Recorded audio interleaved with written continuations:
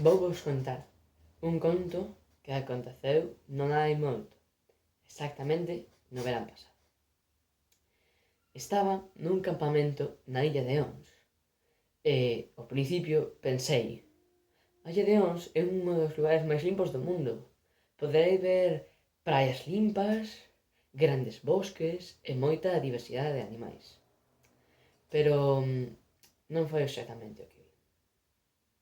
O primeiro día, os monitores dixeron que hai que ter moito coidado, xa que na illa non hai papeleiras e temos que ter coidado co lixo.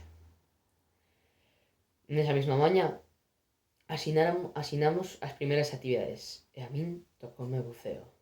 Pensei: que ben, nadarei nunha das mellores praias do mundo e verei moitos animais, seguro.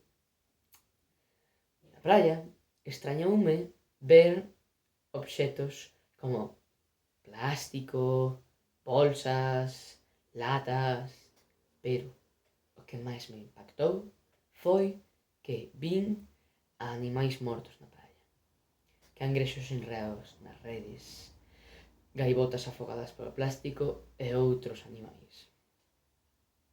No resto da mañá estivemos recollendo o lixo. Pola tarde tocoume excursión e pensei: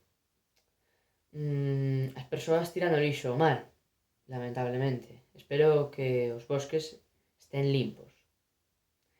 Levei outra decepción.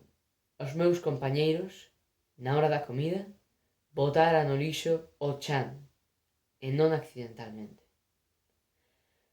Por fortuna, os monitores viron isto e dixeron aos meus compañeiros que recolleran o lixo, por favor.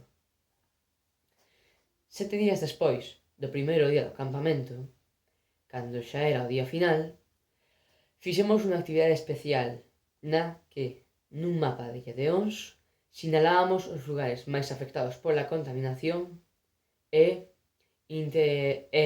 dicíamos unha solución ao problema. Enchime de ledicia ao saber que os meus compañeiros tiñan moitas ideas e pensei que non eran tan malos como aparentaban. Hasta aquí o meu conto de galego. Espero que vos haya gustado.